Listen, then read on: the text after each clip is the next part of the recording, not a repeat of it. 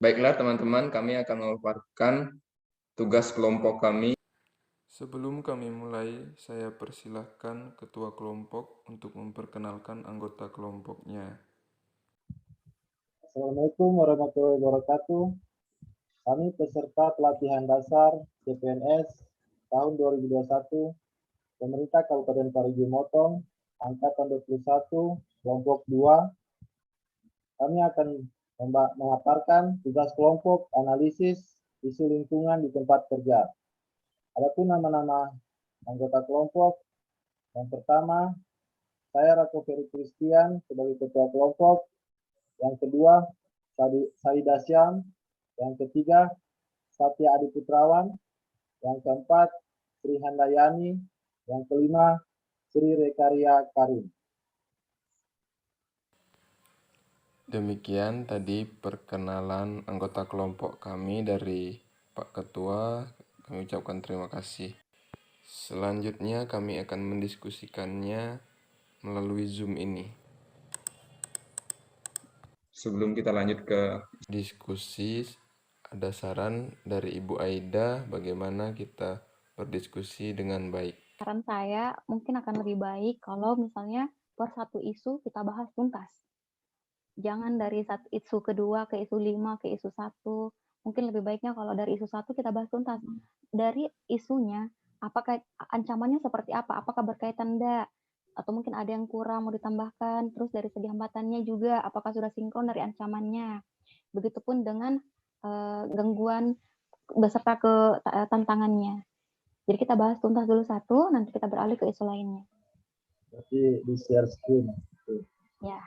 Dari yang pertama kita baca, masing-masing lihat ya sudah pas. Ya. Lanjut yang kedua. Apa yang perlu ditambahkan? Oke, baik, saya baca ya. Yang pertama, analisis isu lingkungannya pelayanan kesehatan yang belum optimal di puskesmas pada masa pandemi. Ancamannya tertular virus corona, pasien menjadi tidak terlayani dengan baik, kematian ibu dan bayi biasanya kalau tidak terlayani, ada yang ibu hamil, lambat pelayanan, minta dirapit, dan lain-lain biasanya seperti kasus-kasus yang mungkin tidak terjadi di puskesmas kita. Gitu. Gangguannya peralatan medis yang kurang, sumber daya manusia yang kurang, terus hambatannya virus itu belum hilang. Masyarakat belum mengerti tentang protokol kesehatan. Program pelayanan kesehatan masyarakat dibatasi. Mungkin tidak semua program pelayanan kesehatannya kita itu bisa berjalan. Contohnya UKGS yang belum maksimal karena pandemi, murid-muridnya tidak masuk sekolah, jadi UKGS atau UKS-nya tidak bisa dilaksanakan sesuai jadwal. Terus tantangannya di masa pandemi, puskesmas merupakan garda terdepan pelayanan kesehatan, berusaha menjaga diri agar tidak tertular, meningkatkan kerjasama puskesmas dengan lintas sektor terkait untuk meningkatkan pemahaman masyarakat. Terkait kepala desa harus selalu mengingatkan masyarakatnya agar selalu menaati protokol kesehatan. Umpamanya ada sakit-sakit yang menyerupai COVID-19, gejala-gejalanya bisa diinstruksikan untuk bagaimana solusinya, bagaimana cara penanganannya agar lebih cepat dan tidak terjadi penularan. Seperti itu, teman-teman. Mungkin ada perlu ditambahkan atau ada sanggahan dari teman-teman? Saya tambahkan sedikit ya. Subscreen saja ya.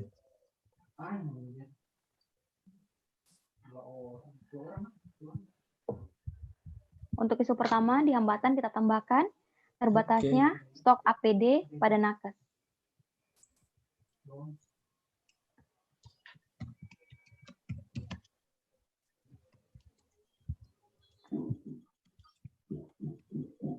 Nakes, oke.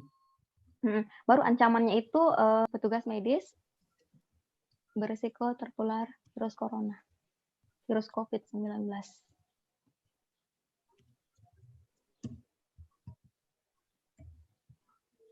Oke, ada lagi dari Terus gangguan kayaknya boleh ditambah kunjungan puskesmas menurun. Mm-mm.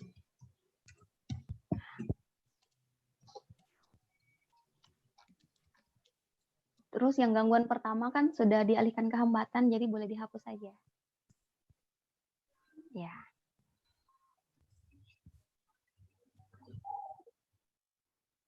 Teman-teman yang lain, ada yang mau ditambah? Silakan. Sri, Eka. Izin Kak, ini yang terkait di gangguan, kan di sini dijelaskan Kak cuman sumber daya manusia yang kurang. Maksudnya sumber daya manusianya yang kurang di bagian apanya ini Kak? Maksudnya tenaga medisnya, tenaga medis yang kurang. Kurangnya jumlah tenaga medis.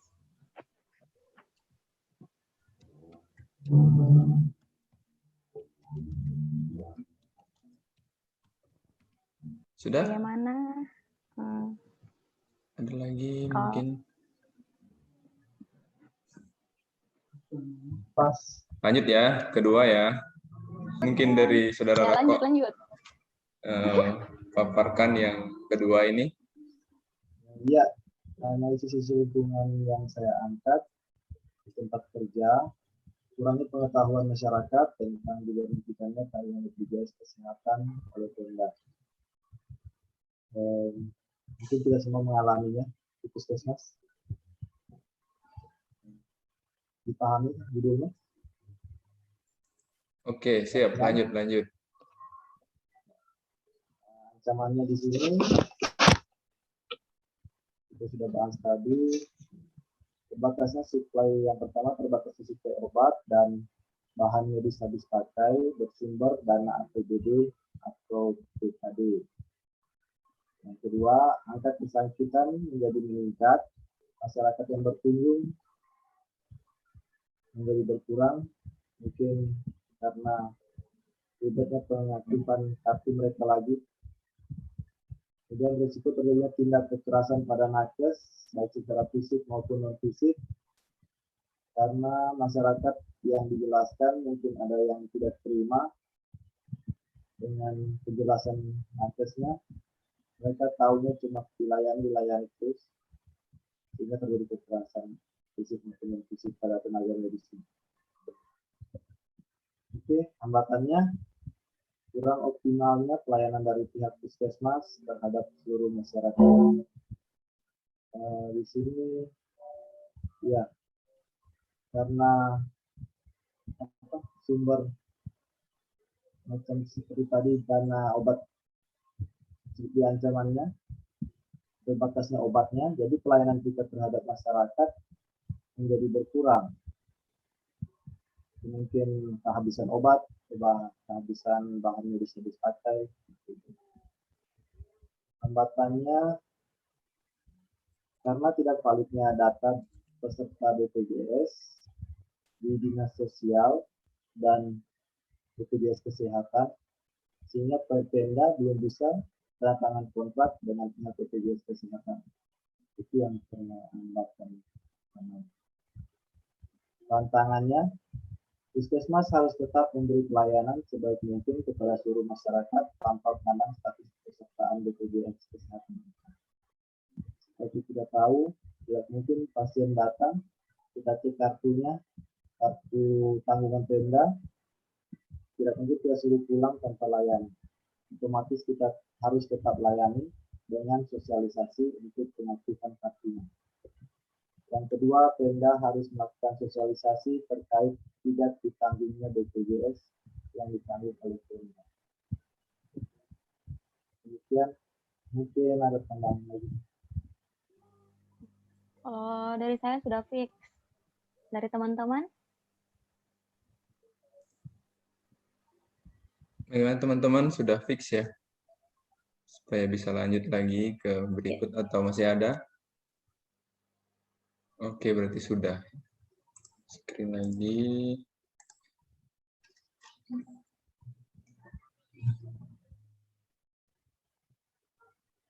Mungkin yang selanjutnya nomor 3 dipaparkan langsung oleh teman-teman yang memasukkannya. Oke, silakan. Ya, yang untuk nomor 3 di sini saya mengambil isu banyaknya pernikahan dini di wilayah kerja puskesmas, khususnya di wilayah kerja puskesmas saya ya. Ancamannya itu membahayakan reproduksi, terutama bagi wanita. Selanjutnya, bisa mengakibatkan kematian pada ibu hamil. Selanjutnya, rentannya terhadap perceraian. Gangguannya, pendidikan masyarakat yang masih rendah, pergaulan bebas di kalangan remaja, serta budaya tradisi masyarakat. Nah, hambatannya wawasan masyarakat yang kurang, akibat ini pendidikan masyarakat yang rendah, terus banyaknya remaja yang menikah dini karena hanya mengikuti tren di kalangan pertemanan mereka, serta pengaruh lingkungan di sekitar. Selanjutnya, masyarakat masih menganggap bahwa pendidikan bagi perempuan tidak penting dengan berbagai alasan, biasanya alasan ekonomi. Selanjutnya, tantangannya di sini puskesmas harus melakukan penyuluhan mengenai pencegahan pernikahan dini dengan melibatkan orang tua, tokoh agama, tokoh pendidikan, dan aparat desa setempat. Selanjutnya, melakukan posyandu remaja dan merekrut remaja di sekolah sebagai kader remaja. Jadi nanti kita sisipkan pesan-pesan pada agen-agen ini, nanti mereka yang menyebarkan pada teman-teman mereka. Oke, mungkin ada yang mau ditambahkan atau ada yang kurang sinkron. Boleh saya tambahkan di ancaman? Oke, lanjut. Ancamannya berisiko meningkatnya bumil resti.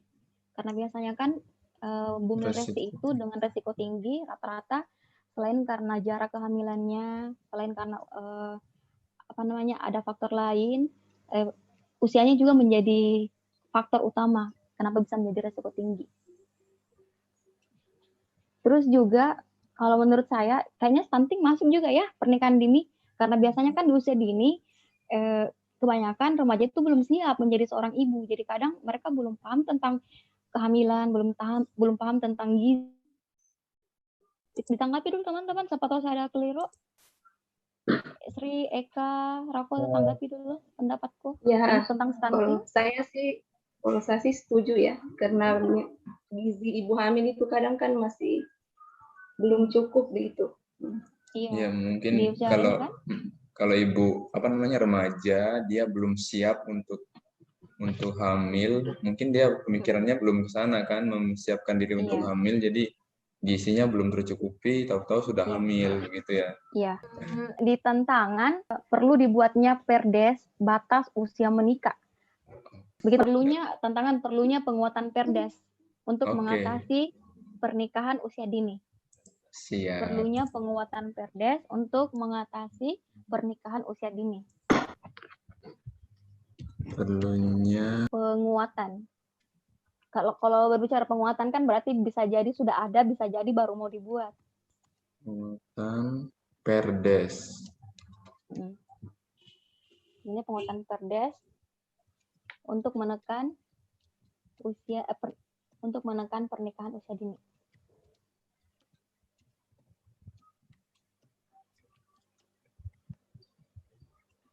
Kak, izin menambahkan. Oke, di mana? Bisa di bagian ancamannya, Kak. Bisa di share screen. Share screen. Kan? Ini kan? Ya, kan di sini rata-rata saya lihat ancamannya semua mengarah ke bagian fisik. Nah, sementara bahayanya pernikahan dini juga itu tidak kalah pentingnya terhadap gangguan kesehatan mental. Jadi saya mau menambahkan itu, Kak. Bisa ditambahkan dia meningkatkan gangguan kesehatan mental. Izin Kak Sri Handayani bisa menambahkan itu? Ya, boleh. Meningkatkan gangguan kesehatan mental. Meningkatnya. Kalau meningkatkan upaya. Iya, Meningkatnya Iya. kan? Maksudnya meningkatnya, ya. kasus Meningkatnya kasus bukan gangguan kasus kasus gangguan gangguan kesehatan kesehatan mental. mental. Lanjut ya. Lanjut. Oke. Yang punya judul silahkan dipaparkan. Ya, saya bacakan isu keempat. Rendahnya tingkat kepercayaan ibu hamil dan keluarga terhadap pelayanan kesehatan di fasilitas kesehatan.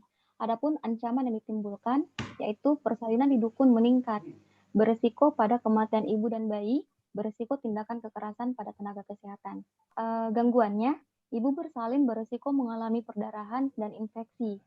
Terus, pelaksanaan pelayanan kesehatan untuk ibu hamil akan terhambat atau tidak maksimal.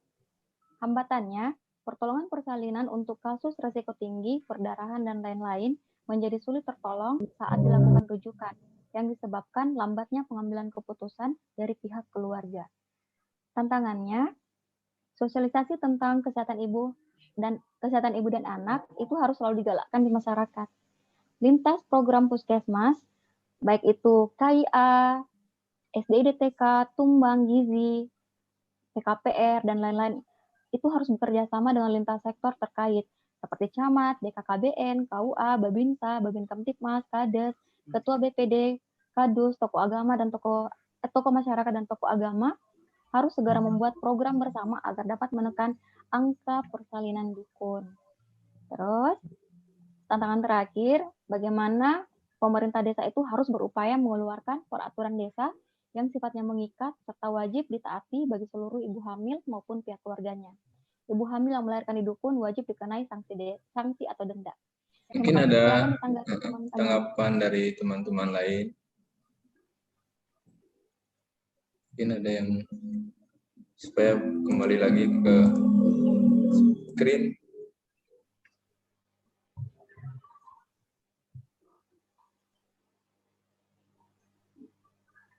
Kalau enggak ada, kita lanjut ya.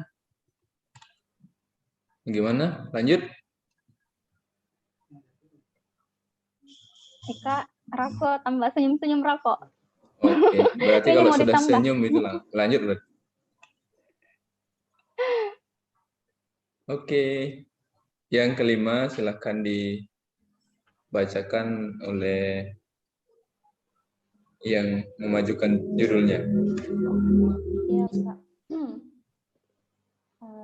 Baiklah, saya di sini mengambil isu tentang kurangnya pengetahuan masyarakat terhadap diagnosa pada pasien yang terpapar COVID-19. Ancamannya sendiri itu kekerasan pada petugas medis di rumah sakit, baik yang dalam bentuk fisik maupun non-fisik, kemudian peningkatan kasus COVID-19 di masyarakat dan petugas medis. Untuk gangguannya itu sendiri itu yang pertama pelayanan medis yang terganggu akibat ancaman tindakan kekerasan dari masyarakat terhadap petugas medis di rumah sakit. Yang kedua kurangnya kepercayaan masyarakat terhadap petugas medis di rumah sakit. Untuk hambatannya itu petugas medis kesulitan merujuk pasien COVID-19 ke rumah sakit besar yang memiliki kapasitas perawatan pasien terkonfirmasi COVID-19. Untuk tantangannya, yang pertama meningkatkan perlindungan hukum terhadap petugas medis di rumah sakit. Yang kedua, perlu dilakukan MOU dengan kepolisian setempat untuk keamanan petugas medis di rumah sakit apabila terjadi serangan terhadap petugas medis yang tidak diinginkan. Mohon tanggapannya teman-teman. Boleh saya tanggapi sedikit? Ya, silakan Kak. Ya, silakan Ibu Aida. Bagaimana pihak rumah sakit tidak hanya membuat MOU kepada pihak kepolisian, tapi juga bagaimana pihak rumah sakit membuat koordinasi atau kerjasama terkait kasus COVID di wilayah kerja. Mungkin kita mau tambahkan itu seperti apa? Iya. Seperti apa atau bagaimana? Meningkatkan hubungan koordinasi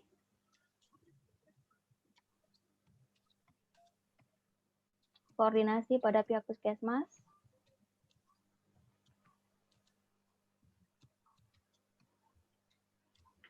terkait penanganan COVID-19.